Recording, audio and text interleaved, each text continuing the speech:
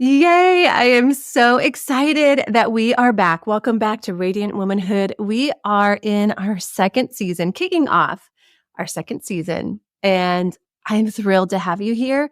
For me, it's been an amazing summer. It was a summer of transition for our whole family. We had a daughter that graduated, then went off to boot camp for the Army. She is pursuing her dreams, going into a medical career, but starting there. And our youngest, the twins, just started preschool, a VPK program here, and just so many shifts and changes for our family. And it was an incredible summer, but I am thrilled to be back here with you with Radiant Womanhood, where we dive into empowering tips and strategies for living a productive and a fulfilling life. And that is what I am so excited to do. This is what lights me up. One of the things that lights me up. And today I'm excited to talk to you about life goals. I think this is such a fitting and such a perfect episode to jump back in for season 2 of this podcast and how to dream big, focus in, and make real progress on what matters most to you. And so I'm going to share a method that works so well because we all have dreams, right? Big or small, we have these things that we want to accomplish someday. Sometimes it might feel like small things, small dreams, little steps we want to take. And sometimes there's a few big things that almost feel scary. And especially when we have a list of them, right? I am a huge proponent of vision boards. In fact, we have an entire episode on that.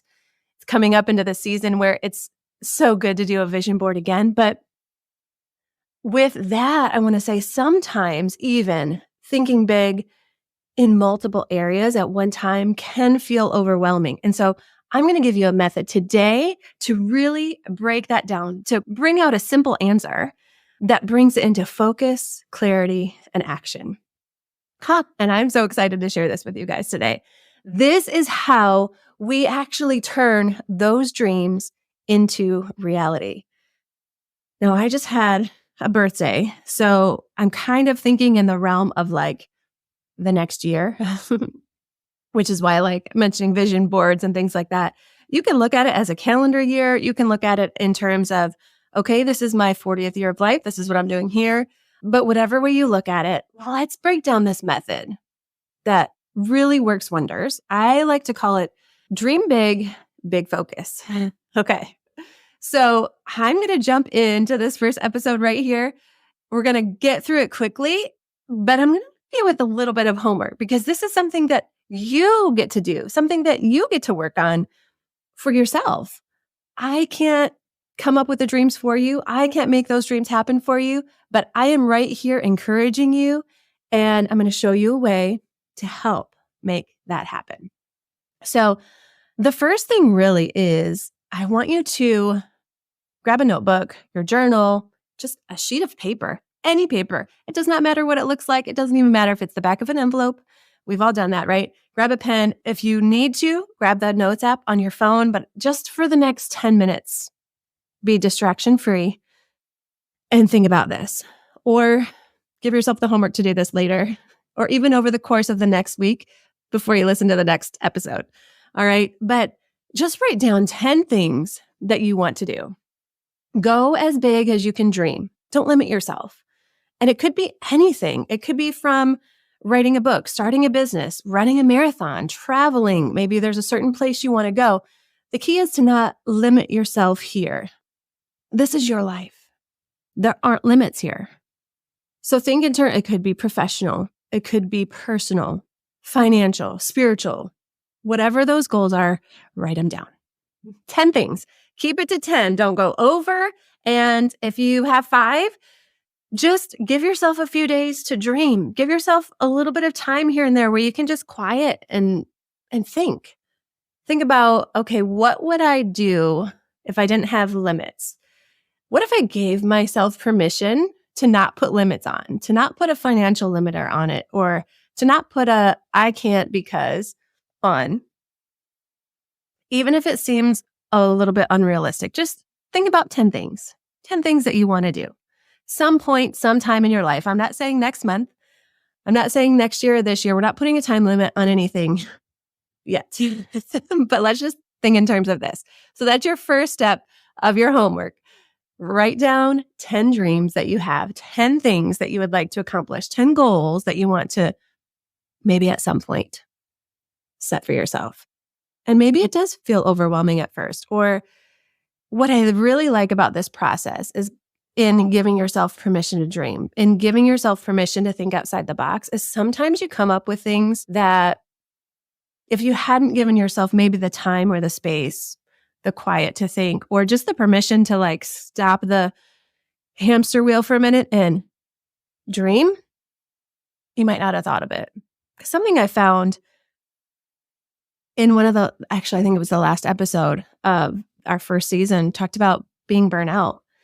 And I think in our culture and in our society, and maybe it's because there's so much access to seeing everything that everyone else is doing, to seeing everyone's posts about what they're doing or what they're up to or what they're accomplishing, and seeing all the shoulds that are out there, all the tips and hacks. And yes, that's even what we share in this podcast, but I don't want it to become a thing where it puts pressure on you that I should do this. And we get ourselves thinking in terms of shoulds, and we feel the pressure and the weight of the shoulds in our life. And we forget about the could. I could do this.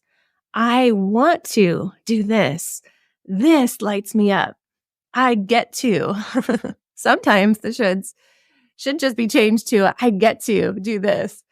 It's a complete mindset shift when we think, even in terms of like dishes or raising our kids, some of the things that, not that raising our kids is mundane, it's an adventure for sure. 6 kids, I definitely get that.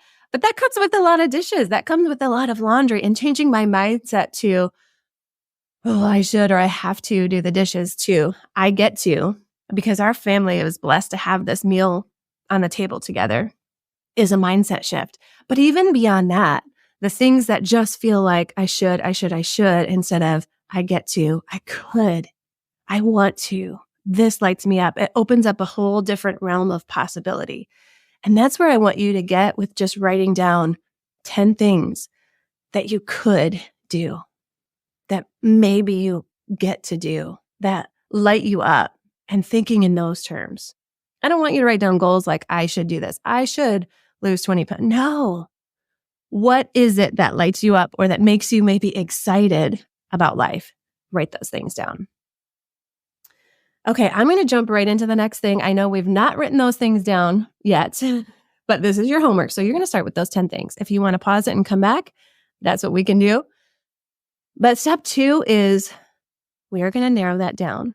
Now that you have 10 things, all that feel exciting in their own way and in their own different realm, and they could be completely different areas of your life, choose. Just go through and circle, like read through them, and circle the top 3 that jump out at you. Yes, these are 10 things that in your life, you could do all of them. Maybe you will do all of them.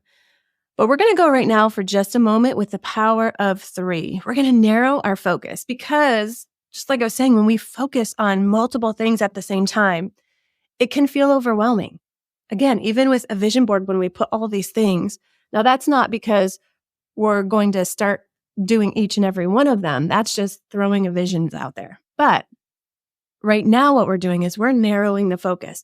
What are the top 3 things that as you're reading through them, that felt exciting. Exciting might even feel a little bit like nerves. That made me a little nervous, but I'm excited for it. What are those 3 things? Which of those goals excite you the most? You can ask yourself, which of these things excite me the most? Which of these things maybe have the biggest impact on my life or the biggest impact that I want to have? And you're kind of moving from the what if to, okay, what now? Feeling with these 3 things. Circle your top 3. Again, you can pause here and do that, or this can be your homework for later. I just don't want you to think in terms of the next step as you're writing your top 10. And then as you're narrowing down, don't think in terms of the next step. Like really get into each step because this is important. But the third step is when you start looking at those 3, and I were to tell you, you could only have one of these, if you were to look at those three and say, okay, out of these three things that all light me up, that all get me excited, maybe a little nervous, but excited, out of those three, if I were to say right now, you only get one of them, what's the one that you feel like, I don't want to live without that in my life? I don't want to let that go by. I want you to underline, to star that one thing. This one thing now is your goal for the next year. Now, again, I'm thinking of it in terms of, like I said, just had a birthday. I'm going into this next year of my life right now. Although this is also really exciting, and it could be in terms of this is my 2025 goal. However you want to look at it, but this is your thing. It's like that. Makes me think of those grand light up letters. This is your goal for the next year. Embrace it as a year-long journey, because hopefully you wrote down things that were big, or at least big enough to be at least working through it as a year-long goal, not something you could just whip out next week. Because we wanted you to dream big. We wanted you to think of those 10 things in a big way that gets you excited. And then narrow it down some more. And now saying, this is my goal for the next year. This is what's going to light me up for the next year. And this is why clarity is so important. What we just did was we got clear on what those things are that get you excited, and kept narrowing it down to this thing. And that's important for a couple of different ways. For one, we narrowed the focus so that you have the time and the energy to put focus on one big goal. Now, it doesn't mean that there aren't things in your life that you won't do, because we all have non-negotiables in our life. In every season of our life, we have non-negotiables. Like, for example, some of those might be laundry. It might be eating and cooking, because you have to cook to eat, right? It might be your job. It may be in a season of life of raising children, where, yes, you're transporting them to and from sports and practices and this and that, and those are non-negotiables. In whatever season of life you're in, you have non-negotiables. But the beauty of that is the other side of that coin. That means that you do have negotiables in your life as well. You do have things in your life that, if I say yes to this thing, I'm saying no to something else. You do have things in your life where you can make room to focus on your one goal for the year. But also, it's more than that. It's when we say no to things that don't align with our goals, or maybe even with that one big focus for the year, you are giving yourself permission to step into that place of creating and of doing and of the action steps for making that goal happen, which is so exciting to realize that, yes, I have space and time in my life for that. And now that you've identified that one, we can move into the next step, and that's creating these action steps. Because with the big goal, it doesn't mean that it happens all at once, but it means that now I've given myself time and space, a little bit at a time, a little step at a time, and over the course of a year can reach this big goal. It might even right now, thinking about that thing you've underlined and starred and circled, and be like, wait, a year for that? Yes, because now we're going to break it down into these smaller action steps. That's what makes a goal manageable. There's that old saying of like, how do you eat an elephant? And I'm not saying that we eat elephants, but it's one bite at a time. Obviously, it's not the whole thing at once, but just a little bit at a time. And over time, this big thing becomes something that's manageable in little pieces, a little bit at a time. So what does that look like for your goal? Well, maybe, for example, your big thing was writing a book. So what does that look like now for your next action steps? Maybe it's clarifying and narrowing down on spending some time. What is it that I want to share? What is it that I want to put across? Is it a novel? Is it a self-help? Whatever it is, like figure out those different things. Maybe some of the action steps are that you're taking time where I'm getting 500 words in every week. and you set that on your calendar, and it's bite-sized pieces that lead to this goal. Maybe there's little bits in there about researching, creating your outline for it, or joining a writing group, or researching who a publisher might be, or the difference between self-publishing and having a publisher, and all of those things. When you group it all together, that feels big and overwhelming. But when you break it down and you have a list of all of these steps, just a little one, check. And then another little one, check. And another little one, check. Just a little bit at a time, bite-sized pieces. But you've allowed yourself the time and the space to focus on this one thing, not 5 big things at once. One big thing in small, manageable pieces. Maybe the goal that you wrote down was a big family trip, somewhere you want to go with your family. Well, what are the steps needed to get there? Maybe it's getting passports for everyone. That could feel like a big, overwhelming process, but if that's the only thing that you focus on that week, then it's manageable. Maybe it's in the financial aspect of it and saving up. And so you decide, okay, for this next season of time, I'm going to cut back on this streaming service or that streaming service. And then maybe some of the time we used watching something, we're going to use a free app and learn a new language or work towards that. And maybe it's, I'm going to go through our house and find the things that we aren't using anymore that no longer serve us and list those for sale and save all that in a certain place that's just for this travel fund. Maybe it's even a little bit of each check. We're moving into an account that's an untouchable account that's just for this trip. And I do have a couple of recommendations for you on that because I'm doing that same thing. Then it gets into research and all of that. But what are the steps that you need to take to move the needle just a little bit at a time towards that big goal? That's what I want for you. The key here is consistency. It's perseverance, even when it looks tough, even when the days that I don't want to do anything, but the consistency. And I think it's even helpful to have accountability. So whether it's someone in your family, like this is our goal together, let's work on this together, and you help keep each other accountable, or it's someone else, it's a mentor. Maybe it's a writing group that you've joined and you help keep each other on track, or someone that you can check in with to say, I need some motivation, I need some encouragement, or I'm doing great and this week was amazing. But accountability helps, as well as celebrating the process. Get excited about how far we've come with the needle move just a little bit every time. Get excited about this is how much we've saved now toward this big thing that we've been wanting to do for years.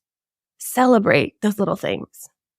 I just want to remind you today that you have the ability to achieve anything that you set your mind to.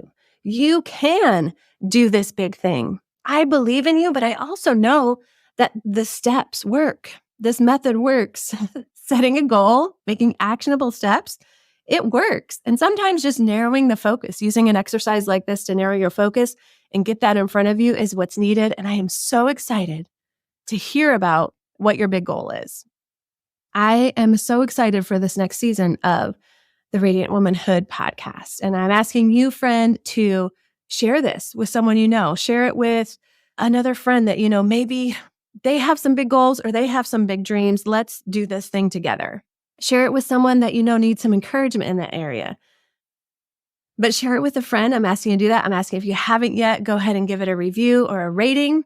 But I also want to invite you to share, if you want someone to encourage you in it, share that big goal with me. We're coming back next week with another exciting episode, and we are going to talk a little bit about how to handle those setbacks or maintain motivation even when things are looking tough.